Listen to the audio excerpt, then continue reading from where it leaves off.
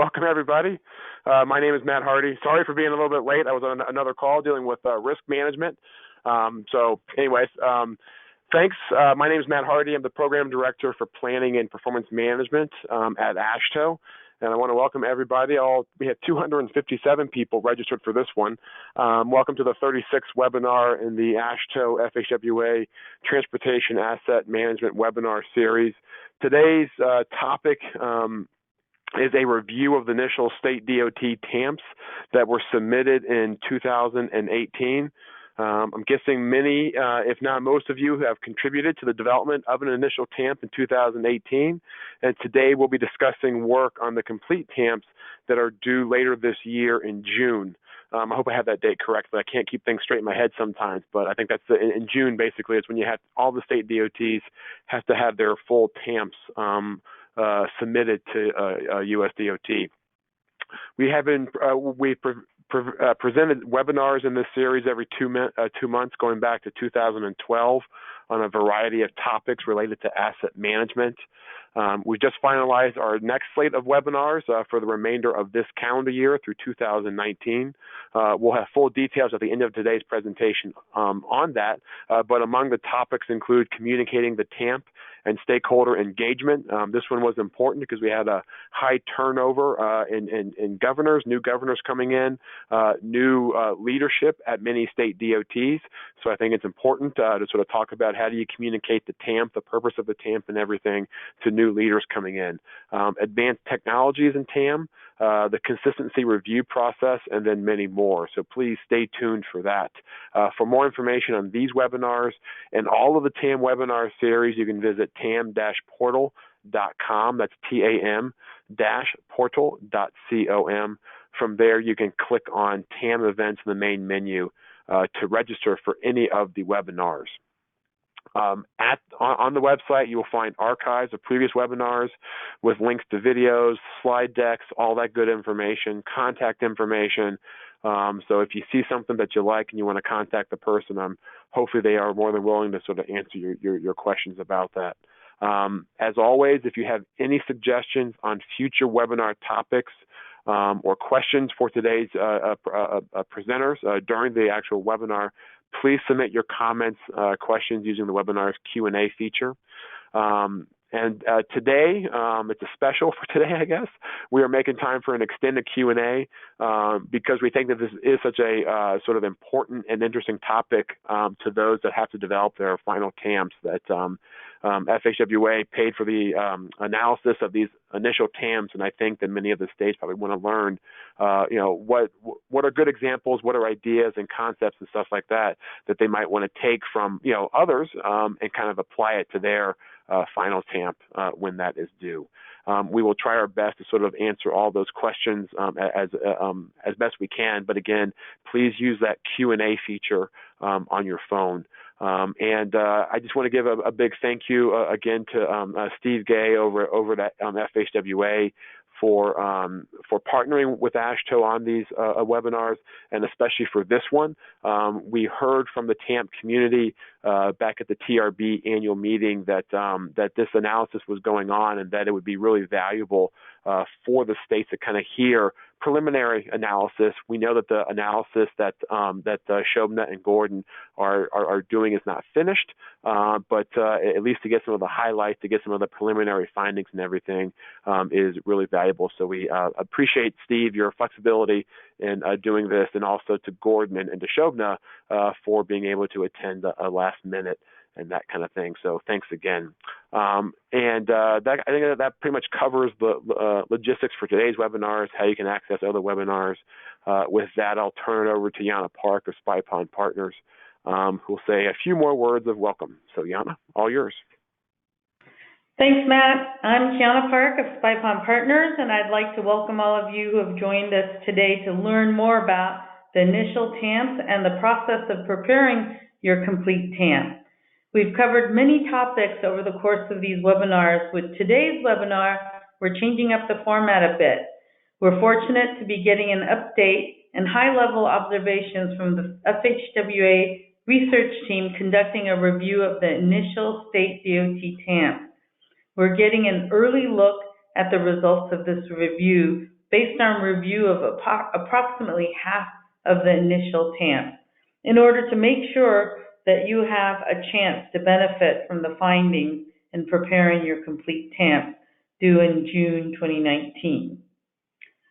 So the webinar learning objectives. For this webinar, the primary learning objectives reflect our more interactive format. We want to introduce you to many of the key findings from the review of the initial TAMP. We want to highlight for you some of the opportunities for improvement in preparing your complete TAMP. Most importantly, today we want to hear from you about the areas where you have questions on this process. And as always, we want to share lessons learned, ideas, and knowledge. For the agenda today, Steve Gay of Federal Highways will kick off with a topic introduction. Then Shobna Varma and Gordon Proctor, who are leading FHWA's review, will each deliver a presentation. And we'll have an extended open Q&A at the end. We're lucky to have Shobna and Gordon joining today's webinar. Shobna brings over 25 years of technical and leadership expertise in the management of transportation assets involving business process improvements and technology solutions, including nearly 15 years with the state DOT. Shobna has written extensively and published on asset management, risk management, and financial management. Gordon has more than 15 years of experience at the Ohio Department of Transportation. He has worked as a consultant for over 10 years with the Federal Highway Administration's Office of Asset Management, where he's co-authored a series of reports on asset management and risk, and a report on the application of long-term financial sustainability metrics to transportation agencies in the United States. Just another quick reminder, please submit your comments or questions using the webinar's Q&A feature of the webinar menu bar at any time during today's presentation. We're going to take them in the order you ask them when we get to the end of the presentation. And in response to the most frequently asked questions, yes, we will make the slides and video available after today's webinar at tam-portal.com. So now let's get started, and we'll begin with our introduction from Steve. Thank you so much, Jana, and thank you, Matt, for your comments. Federal Highway, in cooperation with AASHTO, is very pleased to sponsor this valuable webinar series. We now reached our 36th webinar, and we're looking forward to many more to come. This series, first and foremost, is an opportunity to share practical, useful, timely information with the asset management community. In fact, as indicated, with this particular study, it's not complete. We've gone through about half the TAMPs, but we thought it was important to share the information at this time rather than wait another couple of months. Today we'll be taking a look back and a look ahead. Sharing a couple comments with y'all. We're looking at the results in this study of the initial TAMP development processes. A goal is to look at best practices, and we're also looking at areas where there may be gaps or needs to get more information to the states, and states to advance the state of the practice.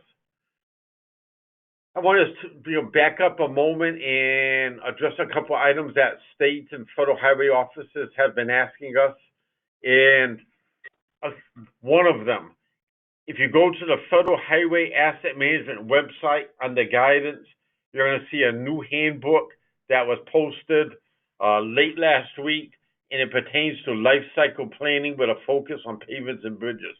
I believe you will find this resource valuable as you move to undertake your life cycle planning analysis. We've also posted some questions and answers pertaining to demonstrating the investment strategies from the initial TAMP. What will the Federal Highway Division offices be looking at? And, we've heard from states in the past that, it's the first time they're doing it. They already have the initial TAMP. How do we demonstrate it? And there may be some extraordinary circumstances, etc. I believe those Q&As will help address some of those issues. We've also posted on the website our consistency review guidelines for the Federal Highway Division officers. You may recall they were posted as interim guidance. We're into the Federal Register process. The final guidelines are now posted. And I guess the key message to state DOTs is, look at 515.9. Sometimes you have to go back to 515.7 and have you addressed the regulatory requirement? That's the key issue.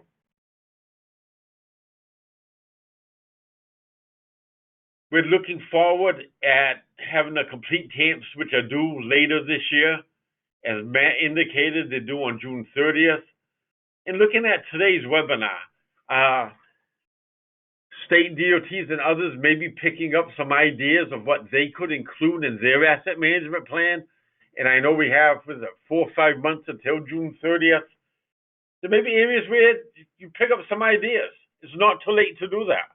And if it ends out meaning you got to enhance your process or change your process, state DOT simply work with your division office and ask for recertification. It's a great opportunity to advance what you're doing. Later on will be some questions and answers. I'll be here with Nasra and Sadatman to work with Gordon and Shobna in answering the questions. But at this point, let me introduce our next speaker, Shobna Varma of Stylus Corporation. Shobna, it's all yours. Thank you. Thank you, Steve. Thank you, Gianna, for the introduction. Thank you, Steve, for the context. I'm going to take the slide, Perry. Okay, show my screen.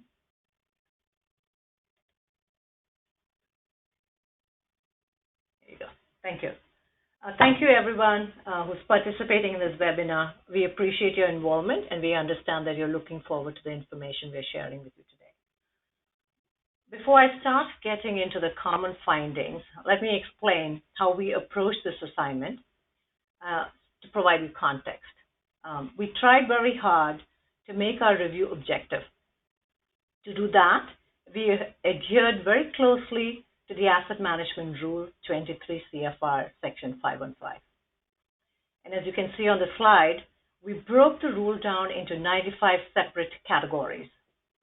And of these, 42 relate directly to the minimum requirements, such as the TAMP describes the state DOT's process for conducting performance gap analysis to identify deficiencies hindering progress towards improving or preserving the NHS and achieving and sustaining the desired state of good repair.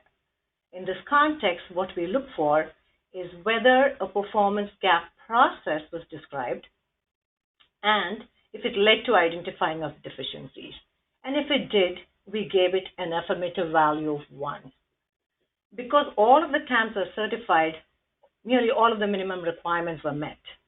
So we focused on what Steve was mentioning, which is to identify good or advanced practices. To do so, we again adopted a scale of 1 to 4.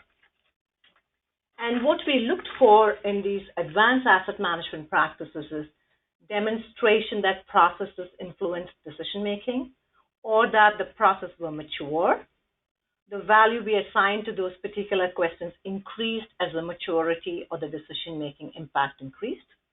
We measured maturity by whether the TAMP indicated that the current analysis or current use of that particular asset management practice was an iteration of a process that could be replicated. We fully acknowledge that any review would have some subjectivity to it. And we also acknowledge that another set of reviewers may have developed a completely different approach to evaluating this. So let me reemphasize what Steve said at the beginning of this webinar.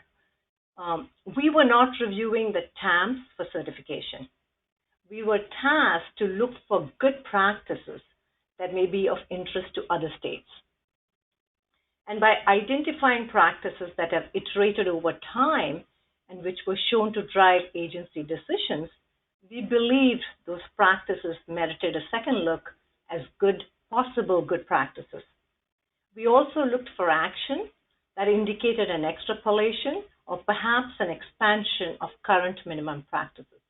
So, for example, if states must use bridge and pavement management models, and states must coordinate with local agencies that own portions of the NHS.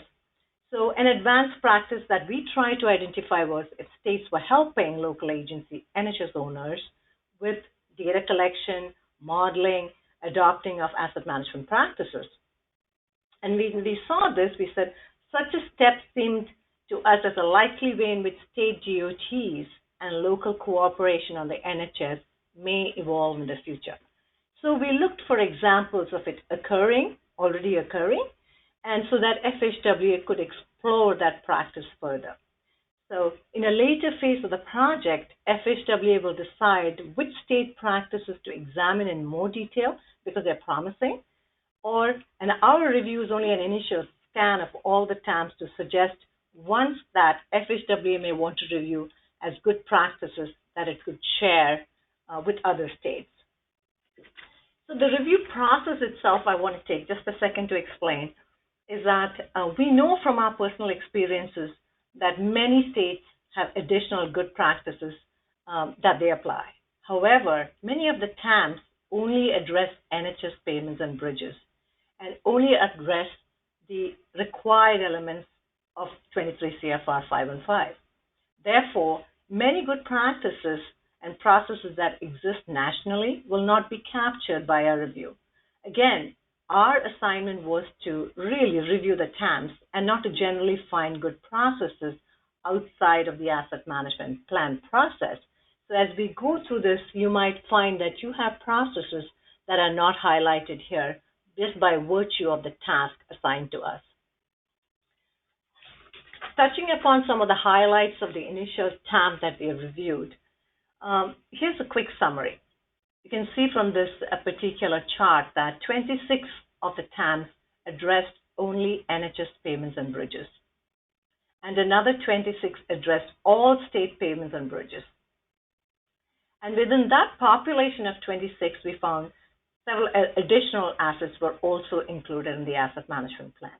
As you can see, there were 3 states that included culverts, 5 that discussed ATMs, 4 that discussed signals, 5 that discussed signs, 2 discussed drainage, and 6 discussed other assets like stormwater, tunnels, and so on and so forth. So as you can see, most of the focus was on bridges and payments, but some of the initial TAMs did touch upon other additional tasks. And so what you will hear from us is basically what has been included in the initial TAMs. Overall, I'm going to be reviewing some of the highlights of our observations, and then Gordon will touch upon some focus areas. Our observation is that, and these observations that I'm making, again, are now general observations about the state of practice as evident in the asset management plan. These are not common about how well states did or did not comply with the Section 515.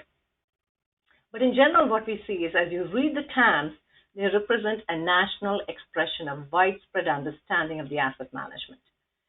That doesn't surprise us because the definition of asset management is in the rule. However, compared to 10 years back in state documents, TAMs indicate there's a widespread understanding of what asset management is and what its benefits are. Asset management plans also discussed life cycle planning strategies. There was discussion about return on investment using asset management plan. Discussion about state of good repair was often identified. TAMs discussed condition gaps and illustrated trends. There was a use of modeling, pavement and bridge management modeling, to show the future outcomes of current action. And generally, risk was acknowledged, and risk that surrounds the achievement of asset management objectives were well documented. So from a purely regulatory compliance standpoint of view, These observations are not surprising because they are in the context of Section 515. However, if you take a step back and think about the national state of practice from 10 years ago, these TAMPs collectively represent a substantial advancement in the practice of asset management.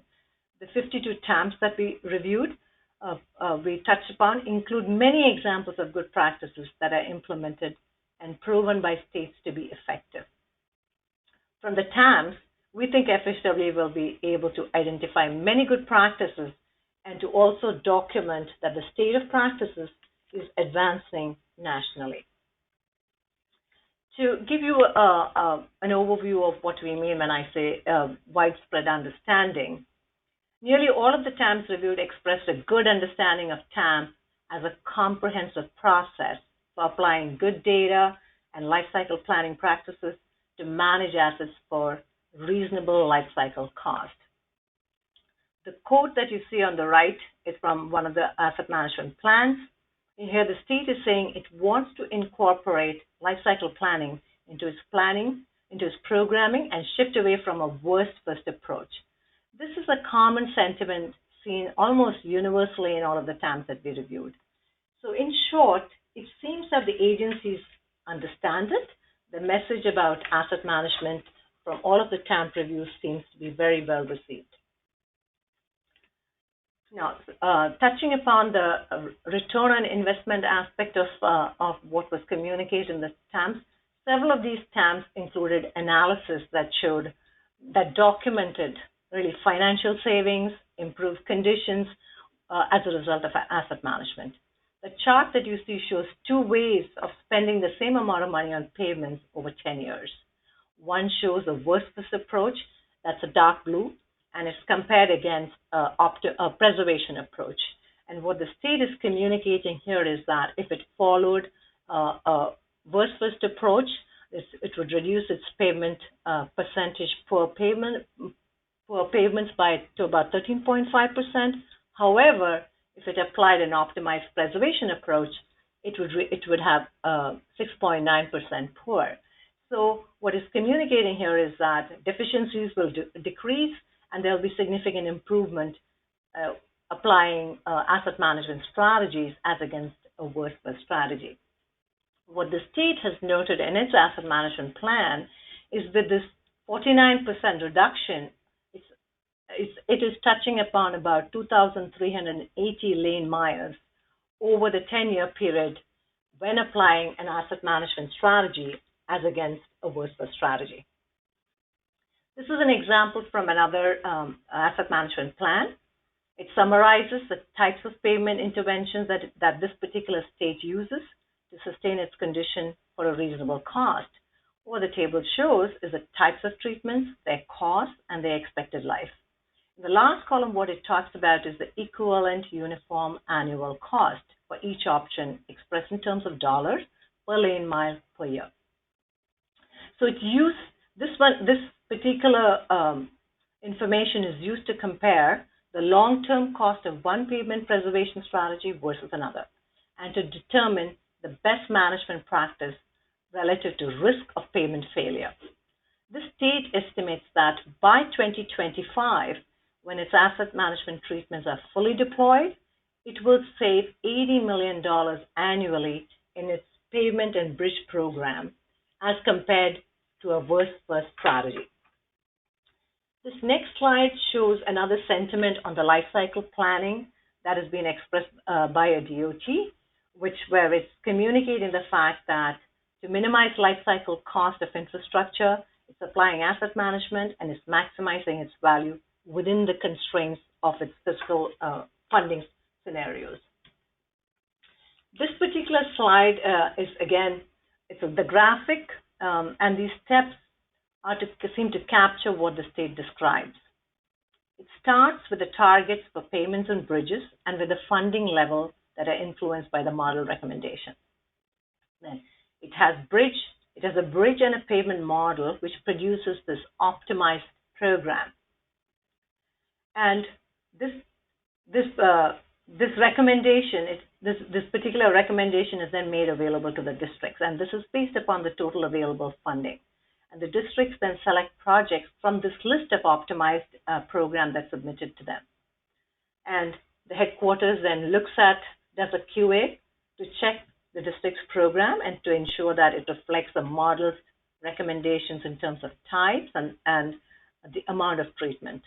So it's working within this optimized list of projects. And once the project is ready, the headquarters tracks the delivery of the project to make sure that the recommended treatments are delivered. And then what was interesting in this particular case, in the final step, the resulting improvements in bridge and pavement conditions are assessed. And it's compared with what the model estimated to ensure that progress in the system is occurring as targeted. Another interesting element that we found in this particular DOT is that it mentioned what we did not see in many of the others is that its data collection effort captures the maintenance treatments produced by both its in-house and its contract forces. The state emphasized that maintenance activities such as crack sealing, bridge preservation, bridge maintenance were captured and incorporated into the model's forecasting. So really this particular state appears to be doing a plan, do, check kind of a continuous improvement that is central to most of the process improvement frameworks. This particular example that they show here is a chart that illustrates the benefit of a state's life cycle approach. The state is comparing the expected pavement conditions from 2020 to 2030 that are projected using the agency's preservation program and comparing it to an earlier worst-first approach. This agency says that in 2008, it realized that its STIP projects would lead to unacceptable pavement conditions. And this particular realization catalyzed the adoption of asset management approach. What this chart shows is the value of that approach. What you see in the solid line represents the percentage of poor lane miles from 1998 to 2012. And then from 2012 onwards, the preservation approach was applied. And the forecasted blue line illustrates how the percentage of poor payments are expected to remain between 20 and 25, but the dotted red line shows what the payment model forecasted if they would continue the worst-first approach. So again, it's showing that they are making significant improvements by just applying an asset management approach to managing their payments. The next example that I'm showing again is from another state, and this is touching upon the bridge lifecycle planning. What it's showing here is that the bridge lifecycle planning strategies will reduce the lifecycle cost of its structures from $507,000 per bridge per year to about $366,000 per bridge per year. So what these costs are estimated over the life of the bridges. And these two scenarios compare and contrast what a worst-first strategy on the right versus a more typical asset management life cycle planning strategy would get for the DOT. And additionally, what the state notes is that this life cycle planning strategy will extend, not only help with the savings, but will extend the average life of each structure from about 50 years to about 80 years, and therefore even result in additional savings and also reduce the maintenance cost. Another example from the life cycle planning that a state discussed is shown in this particular figure. What this figure is showing from a state who's emphasizing again, the agency's increased application of life cycle strategies. And what it has done is it's calculated future pavement preservation backlog, or what it calls its liability. And what the chart shows here is by applying this optimized preservation, the state says that it will reduce its backlog to about $579 million by 2027 versus if it continued to apply worst-first strategies. And so the state is saying is that it's really having a saving of about $644 million or 53% just by applying life cycle planning strategies.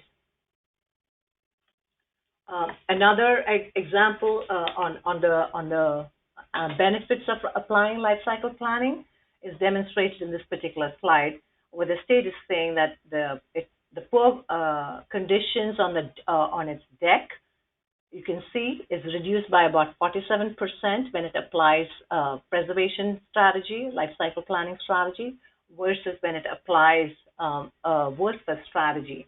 And this 47% translates to about 127,000 square feet over a 10-year period. And so what it is doing is not only saving monies and improving its condition. What it says is by applying the strategy, it is also, if it extends this analysis to beyond the 10-year period, it can see that the improvements will be even more significant. So these are all examples we are showing you from the different TAMs, the initial TAMs. So you get a perspective on some of the approaches that were reflected in the TAMs that we reviewed. Here's another example from a state that uses its bridge management system to generate life cycle strategies for each bridge, which are then given to the districts for consideration. The deterioration forecast identifies future performance gaps that may come about from the states with respect to the state's condition targets. And based on these gaps, whatever the gaps are between the future performance gap, the software determines alternate treatment strategies to improve the future condition of the assets in order to achieve the condition targets. And since the state considers its bridges to be in a state of good repair, when the condition targets are met and the treatments identified reflects deficiencies that hinder progress towards achieving a desired state of good repair. As you can see from here, the strategies that it shows, that if it did not apply the treatments, it would be spending about $4 million. The bridge would be, in a state of in poor state, while if it applied the strategies recommended by the program, it would be applying preservation strategies that at different points in the life of the bridge, meriting just $2.2 million overall in its treatments, but also keeping the bridge in a state of good repair, and it's in a good condition. In discussing we talked about the growing understanding of asset management and the benefits of life cycle planning. What we see is that several of the states have adopted policies to embrace this strategy. And what you see on the screen here is from two different state DOTs giving their what they have included in their asset management plan. You'll see the first two pretty much sums up the intent of asset management. The state clearly states it's adopting its policy and objectives are very much in line to sustain a state of good repair, and it wants to do this at the lowest practical cost. And the second two objectives are from another state where it's talking about inventory conditions and wanting to keep inventory conditions, assets, and determining the short-term and long-term funding strategies to minimize life cycle cost. And then it wants to annually update the resource allocation goals to support each of these strategies. So these sort of objectives come from very different states with very different asset issues. But the TAMP process really has led to them developing and articulating very clearly objectives and policies that support and embrace asset management. Further on, and talking about the embrace of asset management, what we find is an increasing identification of TAM within the organizational structure. Several TAMs discuss creation of councils, teams working together across divisions, coordination, improved coordination, so on and so forth. And several enacted policy statements adopting asset management as a decision-making model.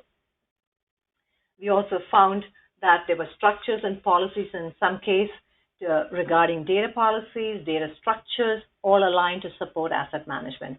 And in many cases, the TAMs noted very clearly the linkage between asset management and the asset agency performance. We talked about the benefits of asset management, which were very apparent in many of the TAMs.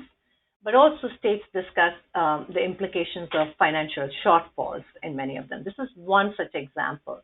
This is from one TAMP that shows just for payments, when the investment gap, what the investment gap is when it from 2018 to 2027, and what you see is almost a $1.3 billion shortfall, in its payment program. And what the TAMP has been is clearly stating here is the size of the agency's gap and the consequences in the TAMP. And several of the TAMPs estimated how much additional investment is needed per year to sustain a state of good repair, and several talked about the additional investment needed in order to address the backlog. Many of the TAMPs painted a great picture of how asset conditions have changed over time. This is one such example, and it shows that if you look at it, it shows in 2004 and 2005, the state had about 21% of its payments were deficient, and over the course of time, what it is showing is that by applying its strategies, it is reducing its percentage poor and coming closer to the national average. So the TAMP really, when looking at a picture of this nature, what it shows is the significant progress being made by the state. This is another example from another DOT, and what the TAMP illustrates is trying to communicate is that the gains of the past may be lost if current trends continue. That is the message that this particular chart is trying to convey. So what the TAMP indicates that the past funding increases have been effectively reduced by inflation. The TAMP indicates that unless the current investment levels increase, you can see in 2009 their percentage poor is less than 5%, and over the course of time from 2024 and beyond, the percentage poor is increasing significantly. And what they're trying to communicate with this is that if the funding, though they had increased funding and their system conditions are good now, if the investments are not increased, inflation will have an impact and the conditions would reverse, and they would actually have a significant amount of bridges that would be in poor condition. So we found that this kind of information is being conveyed through the TAMPs, where they're trying to talk about the consequences of investments and strategies, and they're also going to talking about how communicating to decision makers the implications of current investments in future if inflation were not addressed. This is a slide that talks about the sustainability index. This is related to the illustration of gaps. Several states displayed sustainability indices that summarizes whether the current investments are adequate to sustain conditions or achieve targets. What you see on the left is a state stating that its payments are deteriorating or depreciating at 2% per year, and the average investment was below 1%, which is to say the investment is really not enough to overcome the depreciation, and so the state obviously will not be able to maintain a state of good repair. On the right is another state communicating similarly that the level of investment that as projected is going to help them overcome the inflation impact, and they are going to be able to achieve their state of good repair. This is from one state, and I convey this to give you a sense of the kinds of terminology and information that states are using to convey the importance of sustaining your assets. So what this is saying, this is different terminologies and different expressions by a state, where it's talking about asset sustainability ratio, which is an indication of the replenishment of useful life relative to its consumption. So in terms of network, 1 year of useful life is consumed annually, and so it uses this information to make a point. It also uses the concept of remaining service life to communicate what is left, at the end of the percentage of remaining useful life of an asset relative to the expected useful life. This is really trying to convey how much is left in the tank for a given asset. The deferred preservation liability is a term that has been used to, again, convey the estimated cost to perform all the past due preservations or rehabilitation work in order to manage the network in a good state of repair. Again, the state has used all of these different definitions and expressions to convey its asset sustainability, and it is planning to continue to include this in their future plans. Discussing the modeling concept, Several of the TAMs demonstrated using pavement or bridge models, and the model, this particular model, provides insight into how the asset conditions will change over the time based upon the state's investment levels and strategies. And the modeling is effectively extending the insight into future and allowing a state to understand the effectiveness of current investments. You can see from here that the state has a state of good repair at 94%, and it is showing with the expected funding where it will be a significant gap between its expected state of good repair where it wants to be and where it will be.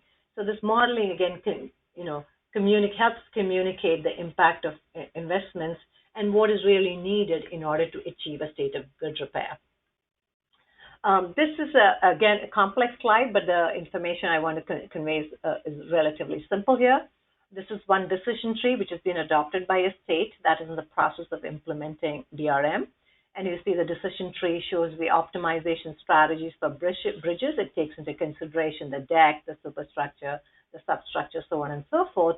And it shows the different strategies that would come out depending on the condition of these different assets, the deck, the substructure, and the superstructure. And the state's development of this DRM, incidentally, coincides with its, increasing preservation activity and to improve its long-term performance of its bridge inventory. The next slide that is one amongst the last few slides that I have to share with you. What it's showing here is that states have documented risk in the asset management plan. It's not surprising because the TAMP regulations discusses risk analysis, but what we found is that some of the TAMPs did provide very interesting insights into risks that an agency is facing and also some of the mitigation factors. Many of the plans included the risks that you see here.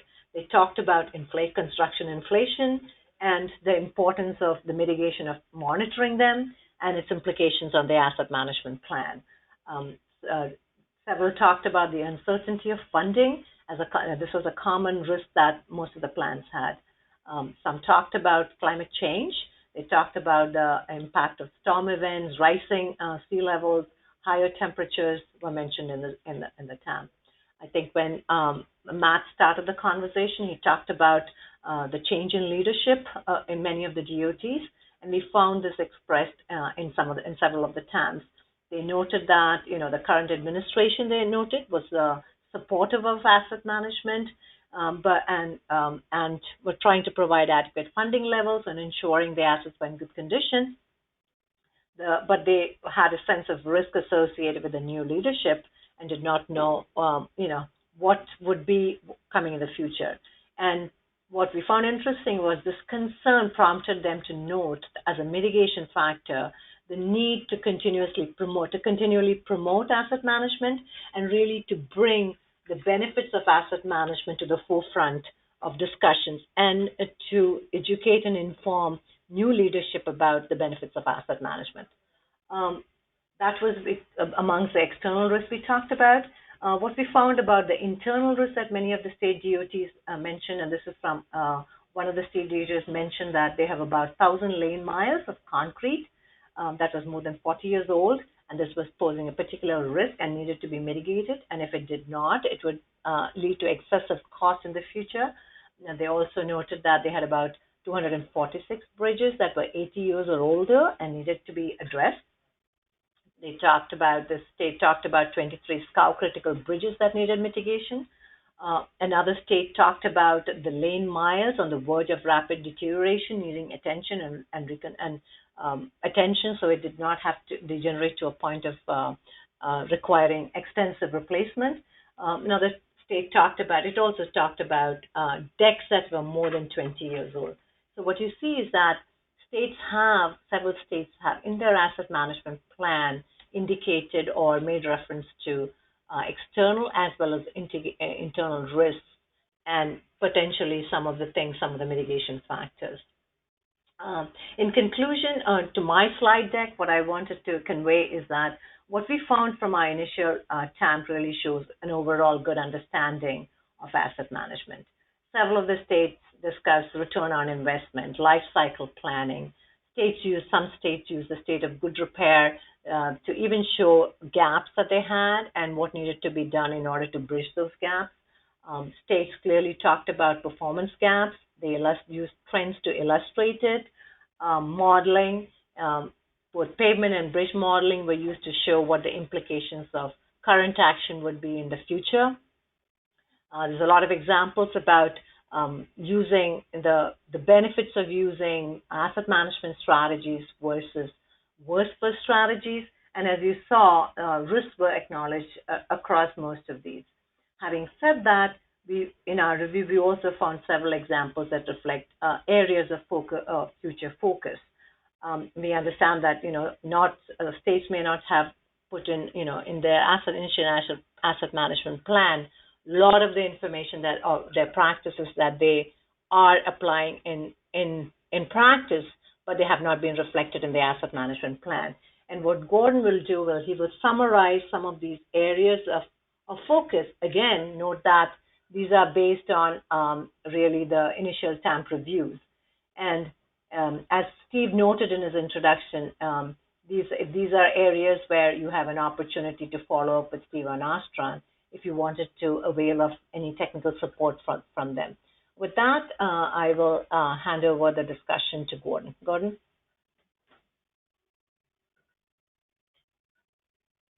All right, thank you, Shobna. I appreciate it. Perry, is my screen showing okay? Yeah, Gordon, we can see your screen there. Great, okay.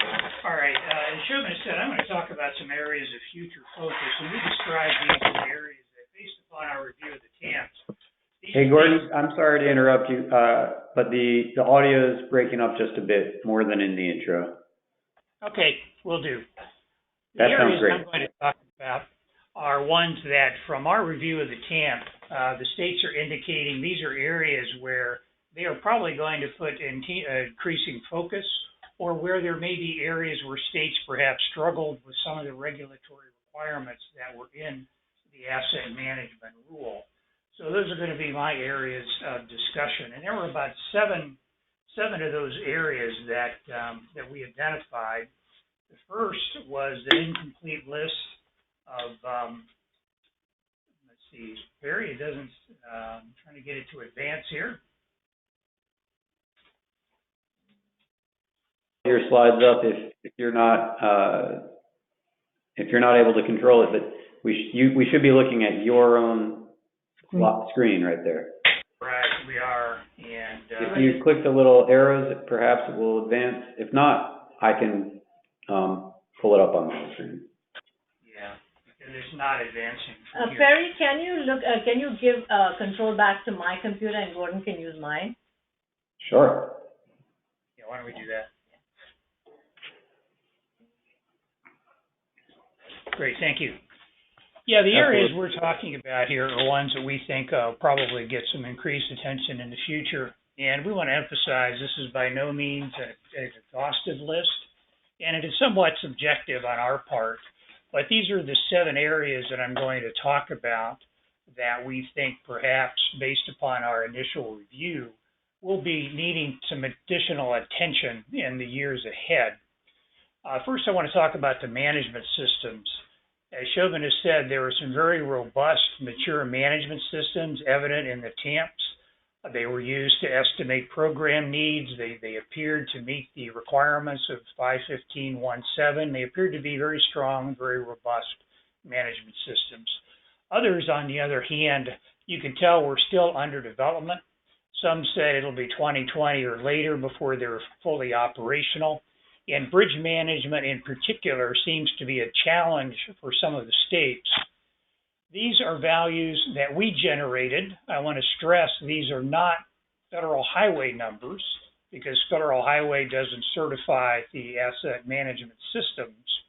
But in our review of the initial TAMPs, there appeared to be 26 that appeared to have fully compliant pavement management systems.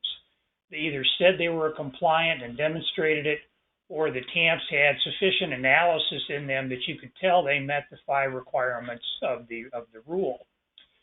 When it came to bridge management, we only found 11 states that either said they had fully compliant bridge management systems and or demonstrated that they did. So it was pretty obvious from the TAMPs, both in terms of the analysis that they included and when they talked about their future areas of focus, that improving the management systems and deploying the management systems will be a pretty important area for a lot of states, and particularly for the bridge management systems. Now, a lot of these systems were under development, so by the time the 2019 TAMPs are done, these numbers could be quite different. But in the initial TAMPs, these were the values that we saw for fully compliant management systems.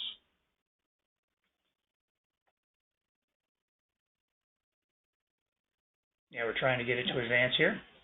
The second thing was linking of the asset management plan and asset management processes to the programming process was a bit vague in some states. And a few just outright said their districts still pick projects based upon local and district priorities.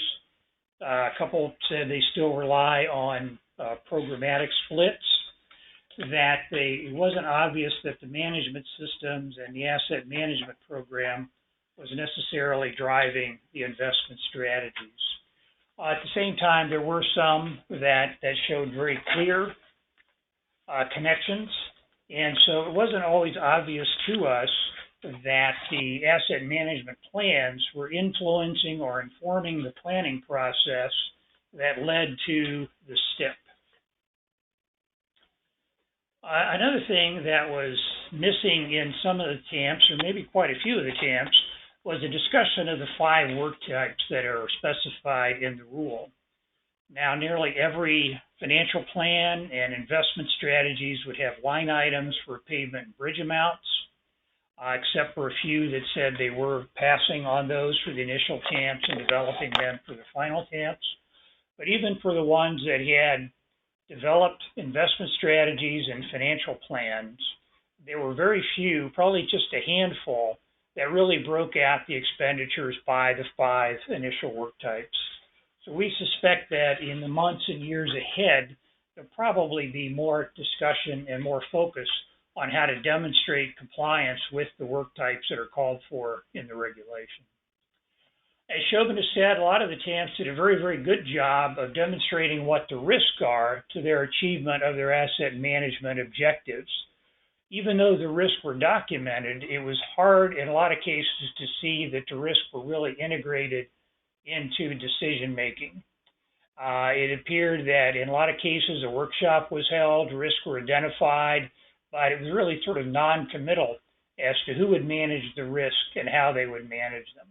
One state, for example, said they would just hold a workshop every 2 years, and that would be their risk management process. So it wasn't evident in a lot of the cases that risk management was really integrated yet into any sort of decision-making process. Related to that was the integration of extreme events. They were noted, they were documented, they were listed as things that could influence the TAMP.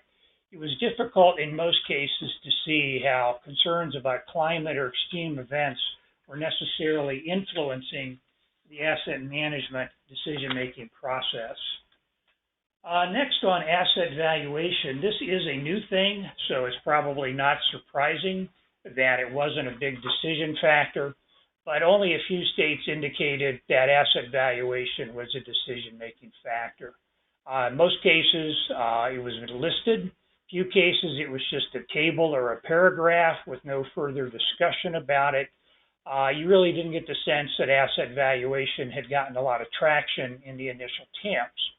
With that said, this chart here is from one TAMP where they both combined asset valuation and risk management into helping influence their investment strategies. And you can see here they evaluated risk by financial risk, information risk, operational risk, and so on. And as the value of the asset class increased, the weight they assigned to that risk increased also.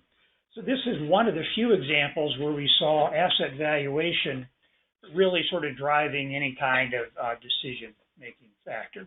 So the last issue I want to talk about is local NHS outreach and coordination. And it really varied by state, and understandably so, as we show some values here in the next couple of slides. In the large states that had a large amount of locally managed NHS, there was evidence of a lot of coordination beginning with the locals, outreach, data sharing, and so on. But this varied a lot, and that's probably understandable. If you look at this chart, what we're showing here is a percent of the NHS that is locally owned, and you'll notice it varies from a high of 38% down to a low of 0. Nationwide, the average is 10.9%, about 11%. Those four yellow or gold bars there represent the states that are right at the average. And you'll notice the population is very, very skewed. It's even more so when we look at it not in terms of percentages, but in terms of the actual amount of centerline miles owned by the locals in each state. And you'll see in California, it's really high, followed by New York, Texas, Michigan, New Jersey, and so on. What stands out here is that 75% of the locally managed NHS is only in 25% of the states, or 13% of the states. And for the 25% of the states that had the most NHS, they averaged about 1,400 miles, or 1,399. And for the bottom quartile of the states that had the least amount, they averaged only 25 local lane miles.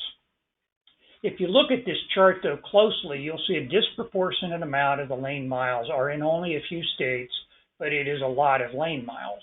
And I think what jumped out at us was if we're going to get the entire NHS into a state of good repair, in those states, there's probably going to need to be an increasing amount of involvement with the locals.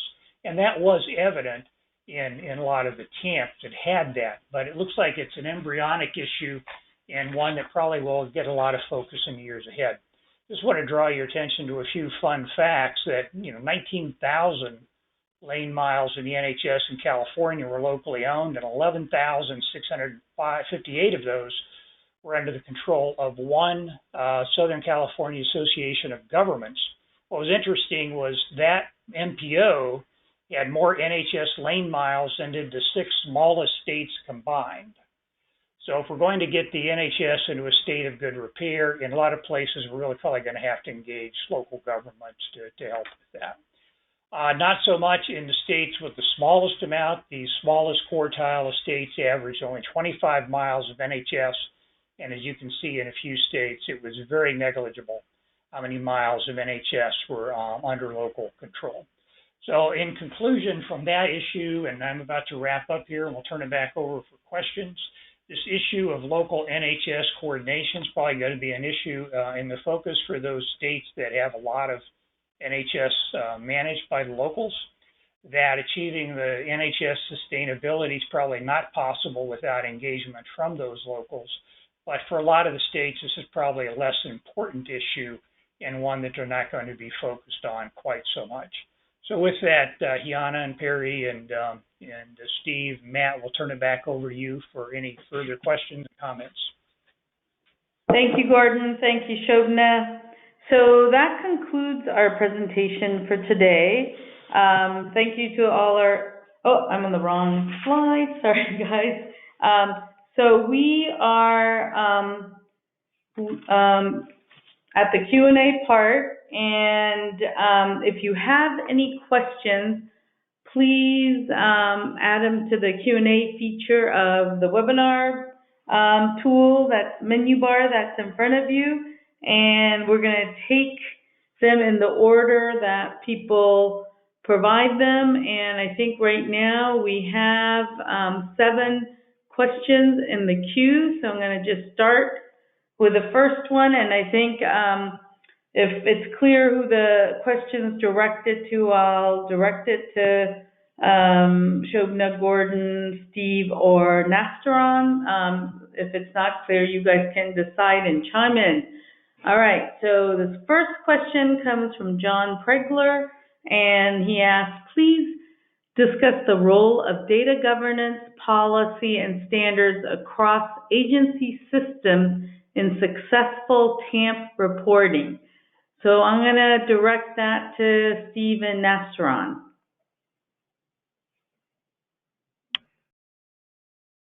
Good question. And the best answer I'm going to give is we say numerous times in the regulation, state DOTs are to use the best data available. Okay, so you could easily have an issue here of local government, other asset owners, be it the toll authority, whatever, in the state DOTs.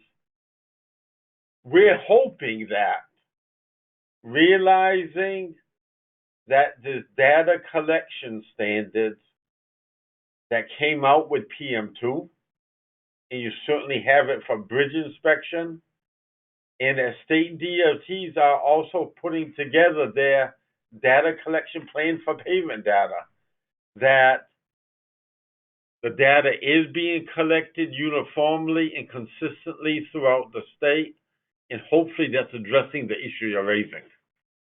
So this is where you got to have the two rules working together, the PM2 and the asset management. We say, or I say we, 23 CFR 515 numerous times addresses the best data available, and hopefully that best data available addresses that issue of the data collection in PM2. A challenge, maybe not what you're asking, is that we obviously first think about pavement and bridge condition data, but there may be other data such as financial data.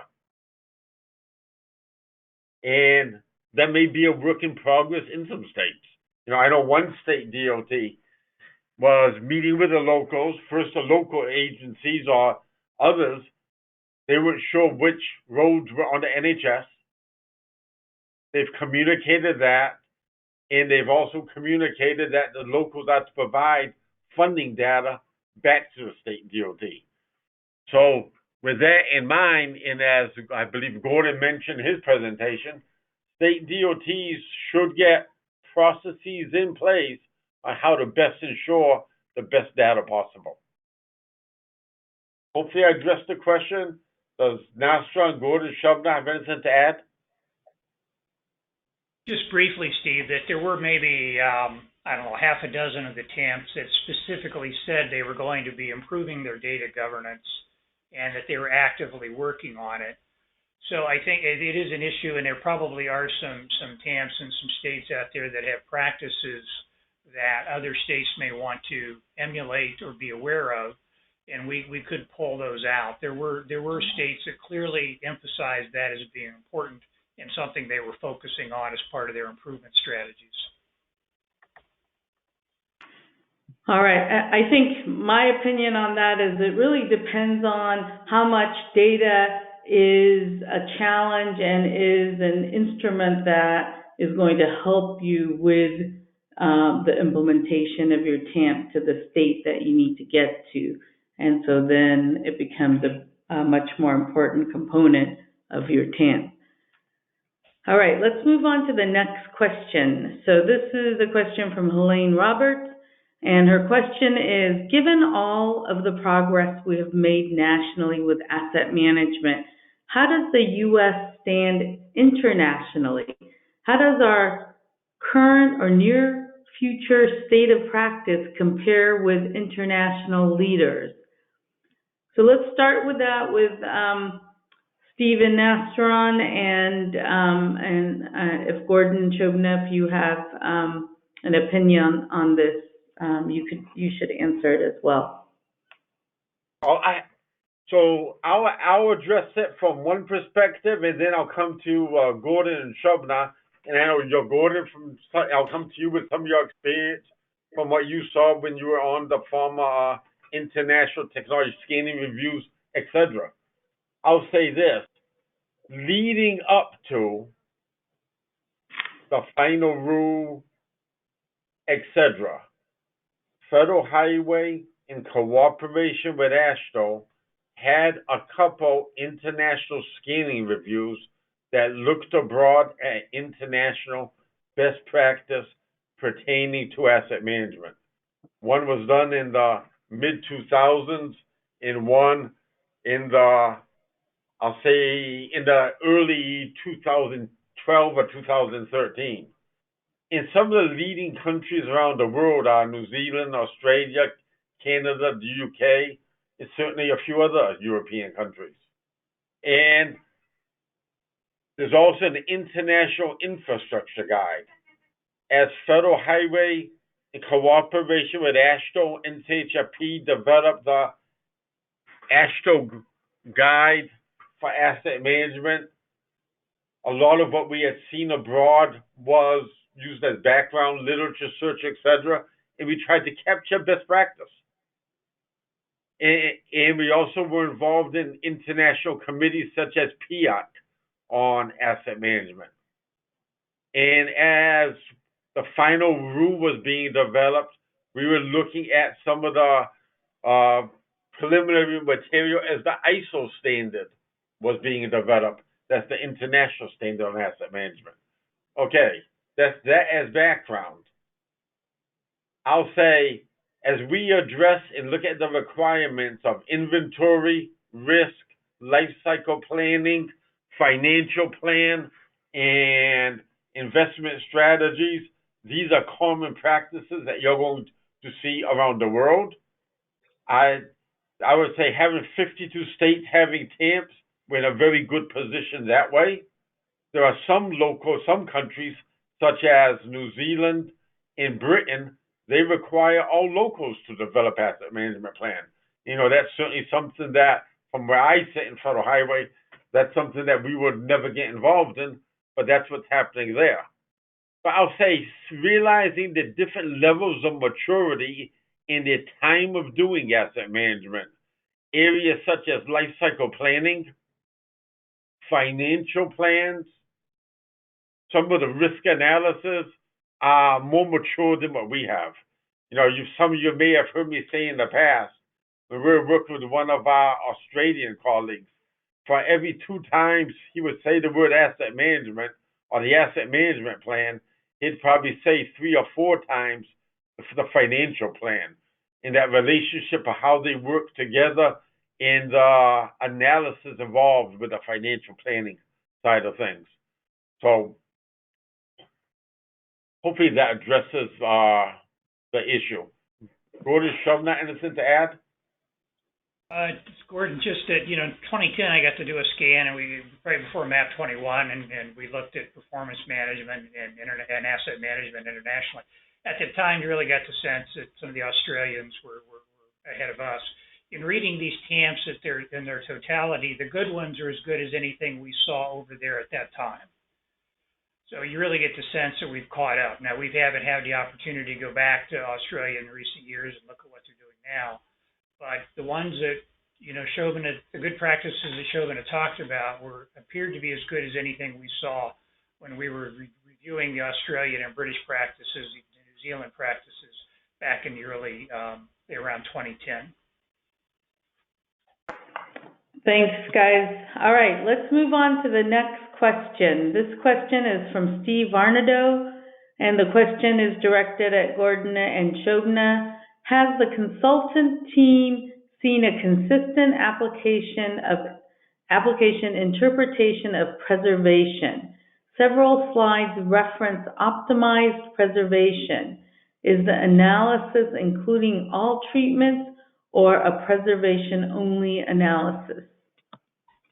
This is Shobana responding to Steve. So what we found in the TAMs is that each state obviously has explained that their environment is different and the kind of strategies that they apply is different.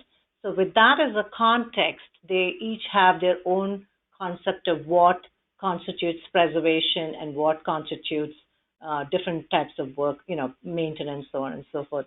So the big picture, the way we took away from it is that in the context of what a state sees as their preservation techniques versus a worse first strategy, they compare the two, and they have expressed that if they apply what is applicable to their states as preservation, then they get, I think, better return on investments and better extended life.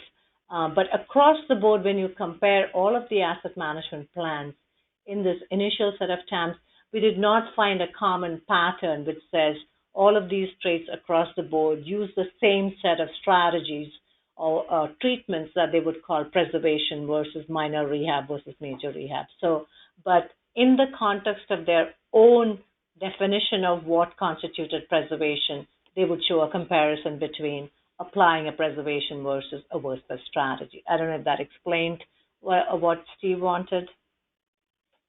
I want to add a statement there, and I'm not basing this on what I've seen in the TAMPs, but more some of the activities that Federal Highway has going on here in headquarters.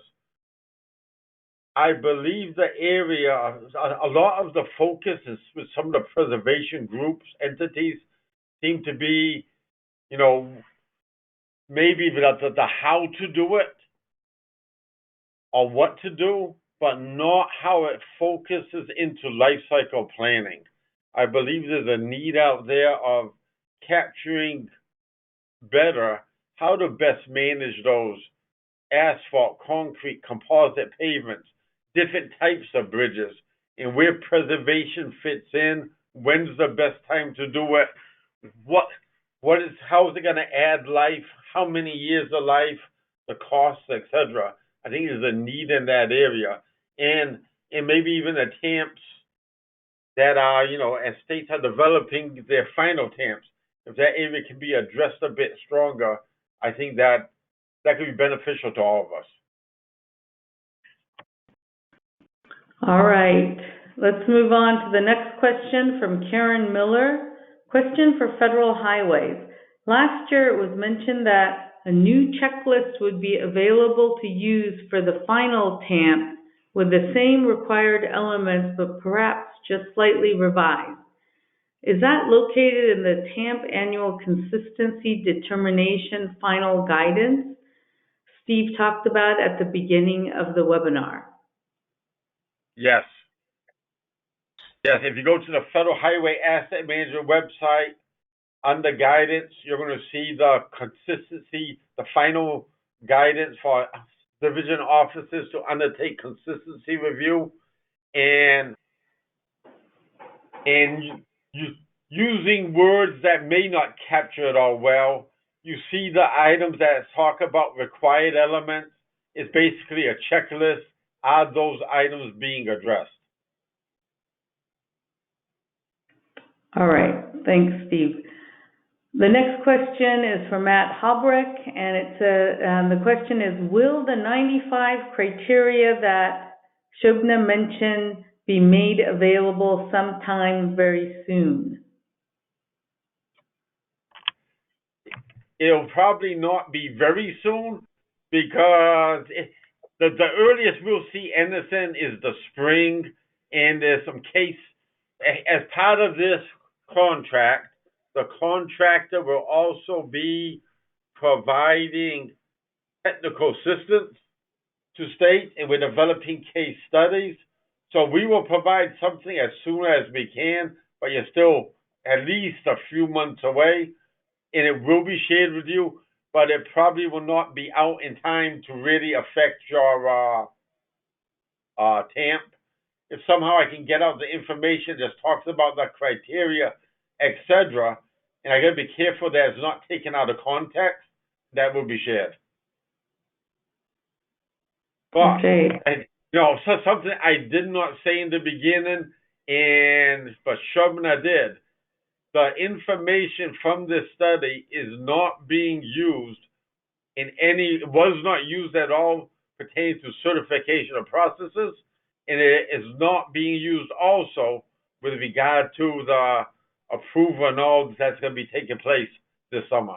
This is simply for Federal Highway and states to use as a tool on how can we do better and how to share best practices. All right. We have another question from Matt Hobreck.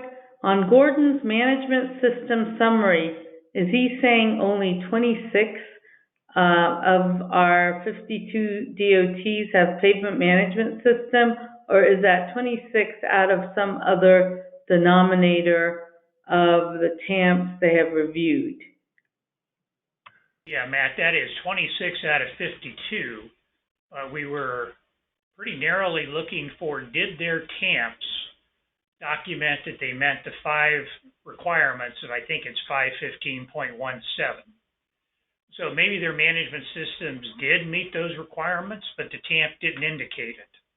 That those 26 that we cited were ones where their TAMP explicitly said they met the requirements, or if they didn't explicitly say it, they demonstrably included elements of all 5 requirements so that you could read it and tell that they met. The other 26 either didn't say it or they didn't include enough analysis that you could determine that they met the requirements. Our next question is from Helene Roberts. By locally owned, do we mean non-state DOT owned? That is correct. That's a chart. Actually, FHW has put out a chart, and it should be on the FHW site somewhere, which shows what is the slides that Gordon showed with the lane miles owned by state DOTs versus locals.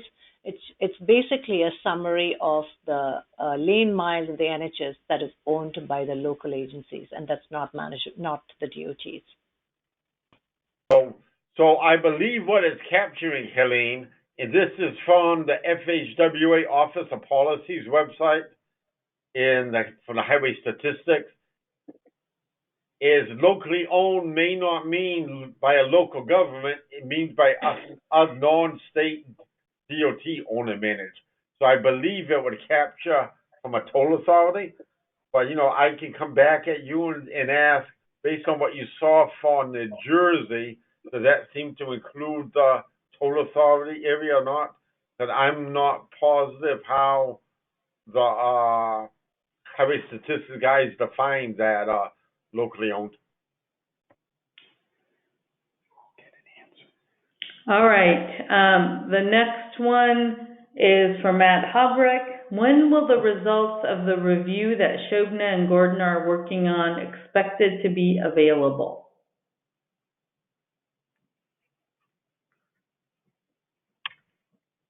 This is Naftaran. I am going to answer this question. We are not going to share the information with publicly with all the states. What we are going to do is that we are going to share the information for each state DOT with the division office, and division office can share that with the state DOT.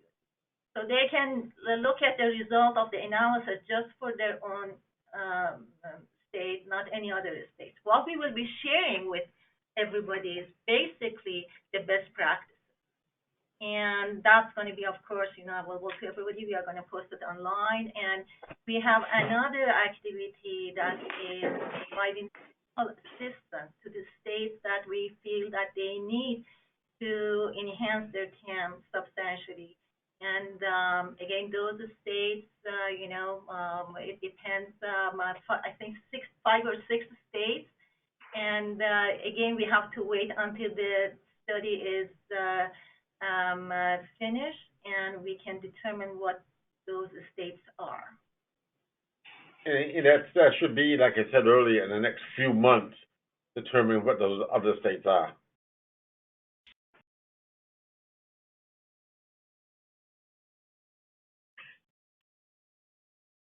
Back to you, Yana.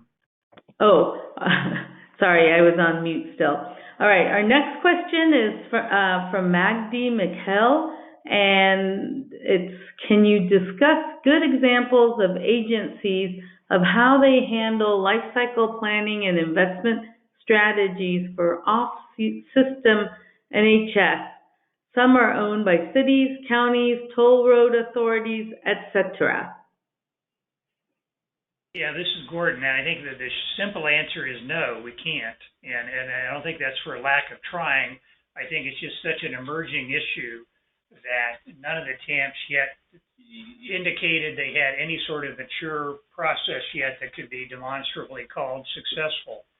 With that said, I mean, there were some clear examples of states that are beginning and are really trying. One state in particular was putting a considerable amount of money, I think like $80 million on the table, to as seed money for local NHS owners to begin managing their NHS segments with asset management practices. But that was just getting started. Obviously, the states with a large amount were doing more than the states with a small amount. But right now, there was not a model that we could point to that a state said they have solved this problem or addressed it. And that's why we listed it as a continuing focus area, because it does seem to be an area that collectively we're all going to have to explore and try to find a way to address. Thanks, Gordon. So the next question is from Sam Hafner. How can we find out how our DOT scored on each of the 95 questions in the review process? Nastron? Yes, again, as I said, we are going to share the information with division offices. And, through division offices, you know that where your state falls, And we really, at this point, do not intend to publish that, publicly. The only thing that we can do, maybe, provide a chart or something to see how the trend changes. But we prefer not to identify states. Oh, so just adding to that. So all states will know and will provide it through the division office what the 95 criteria issues are and what your state score is on those items. And we'll get that to you through the division office. I'll say it'll be at least a couple months. Okay. All right. The next question is from Todd Shields. On slide 36, fully compliant pavement/bridge management system, is it defined somewhere what constitutes full compliance? Yes, 23 CFR 515.17 indicates what are the requirements for a management system with what kind of analysis it needs to do. And you can find 23 CFR 515.17 from the Federal Highway Asset Management website. Thanks, Steve. Next question is from Chris Long. What are our strategies as an industry to accelerate the AASHTO Bridge Management Software, BRM, to incorporate deterioration modeling, not as a beta tool, and life cycle planning for bridges? It appears states are awaiting this tool within BRM before going deep into these areas on their own.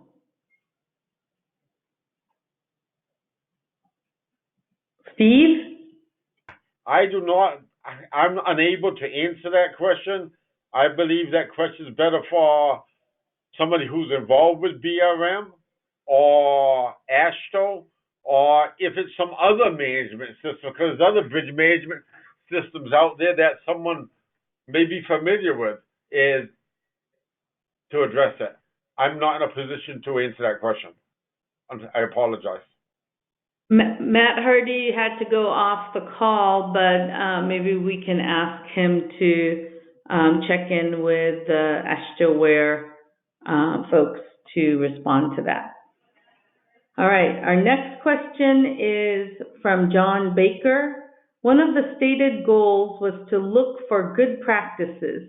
Is there an intent to establish a website that would be a depository for examples of good practices found for the various TAMP elements? If so, when? One and all. We will have a report that captures that will be shared with all. And in fact, maybe giving more background than you need is this PowerPoint, which identifies the best practices, is where we stand today.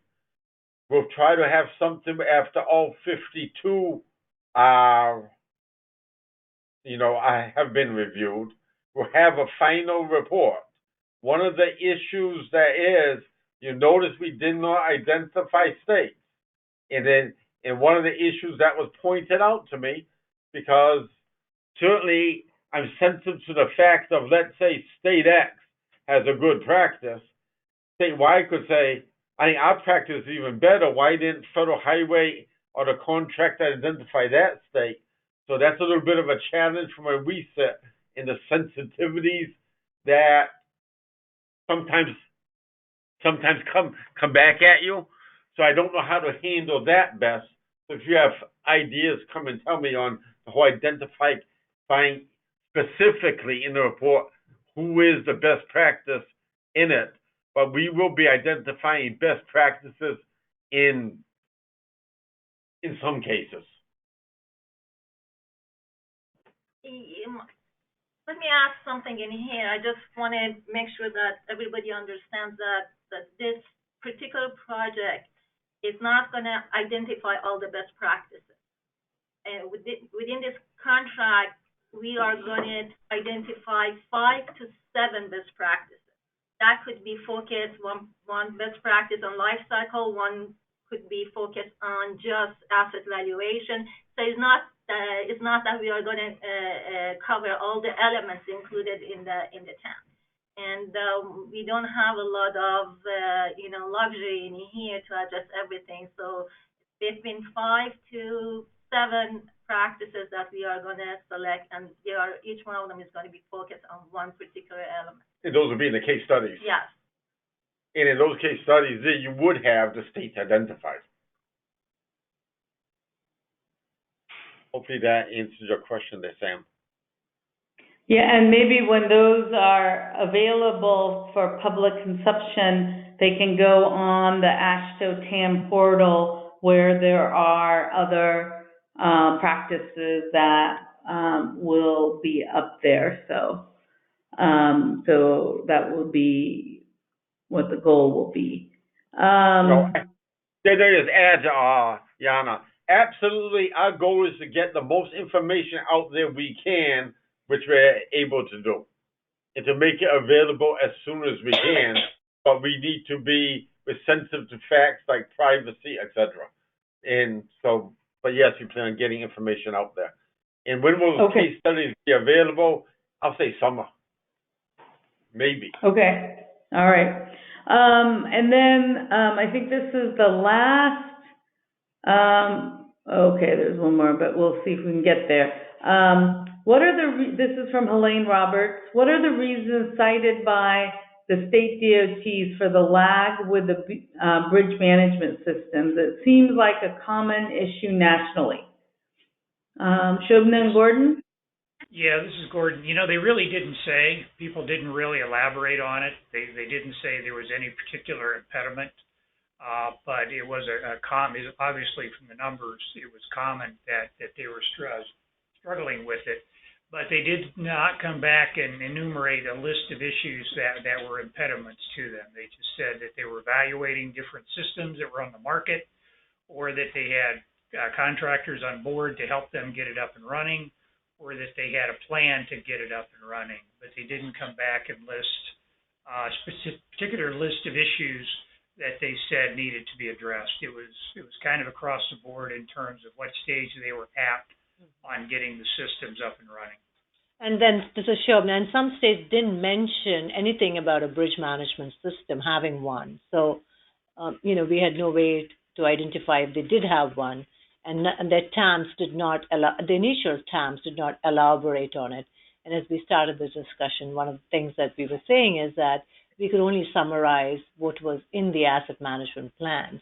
And so some states explained it, and some states didn't even mention anything about a bridge management system. So there's a whole host of different, levels of adoption of bridge management systems.